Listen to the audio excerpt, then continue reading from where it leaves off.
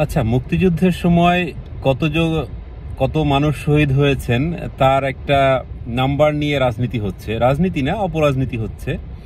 বিভিন্ন মানুষ বিভিন্ন ধরনের বলছেন, শেখ মুজিবকে ভিলেন বানানো হচ্ছে, বাংলাদেশের স্বাধীনতা যুদ্ধকে বা স্বাধীনতা যুদ্ধে নিহতদের প্রতি একটা অবিচার করা হচ্ছে। আমি ছোট্ট একটা উদাহরণ দিচ্ছি। সেটা হলো যে আপনারা যারা প্রশ্ন তুলছেন তাদের উদ্দেশ্যে বলছি, আপনাদের বাপ দাদা 14 গোষ্ঠী এবং ওই যে পাকিস্তানি মিলে কতজন আত্মসমর্পণ করেছিলেন? 93,000। তার মধ্যে ধরা হয় 79 থেকে 80,000 হচ্ছে ইউনিফর্ম সৈনিক, আর বাকি 13,000 হচ্ছেন আপনার যে কোলাবোরেটর এবং তাদের পারিষদবর্গ। এই যে 93,000 শুধু সারেন্ডার করেছেন, বাকিরা তো চলে গেছেন, আসছেন গেছেন। ধরে নিলাম আপনার ওই বাপদাদাদের 93,000 যারা ছিলেন তারা যদি 30 লক্ষ মানুষকে মারতে হয়, তাহলে এক একজন মেরেছেন 32.2 অথবা সামথিং 33 জন।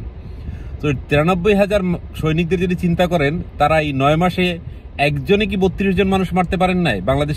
বাংলাদেশিদের মারেন নাই? তো নাম্বারটা খুবই নগণ্য। যেখানে 1 কোটির অধিক শরণার্থী ভারতে আশ্রয় নিয়েছিলেন, সেখানে কত ম্যালনিউট্রিশনে মানে অপুষ্টিতে মারা গেছেন, রোগে শোকে মারা গেছেন, সেগুলোকেও কাউন্ট করতে হবে, মিসপ্লেস মানুষগুলোকে কাউন্ট করতে হবে। সেক্ষেত্রে তো আমার মনে হয় নাম্বারটা আরো বেশি। তাই যারা এখনো প্রশ্ন করেন নাম্বার নিয়ে 30 লাখ, তাদেরকে বলছি, আপনার ওই বাপদাদা 14 গোষ্ঠী যারা 93,000 সারেন্ডার করেছেন, তারা প্রত্যেকে যদি 32 থেকে 33 জন 32.5 জন মানুষকে মারেন, তাহলে 30 লক্ষ মানুষ এমনিতেই হয়ে যায়। আমরা জানি না কত সৈনিক আজ অংশগ্রহণ করেছিলেন, নিশ্চয়ই তার হিসাব আছে, কিন্তু ওই 93,000 সারেন্ডারকৃত মানুষদেরও যদি চিন্তা করি, সৈনিকদের চিন্তা করি, তাতে হচ্ছে আমার 30 লাখের জন্য 32 জন পার মিলিটারি পার্সোনাল পরে বা আপনার রাজাকার পরে। এবার হিসাবটা মিলিয়ে নেন এবং প্রশ্ন করার আগে একবার বিবেকের কাছে প্রশ্ন করেন যে আপনারা কতটা অমানুষ হলে এই বিষয়টি নিয়ে প্রশ্ন করতে পারেন।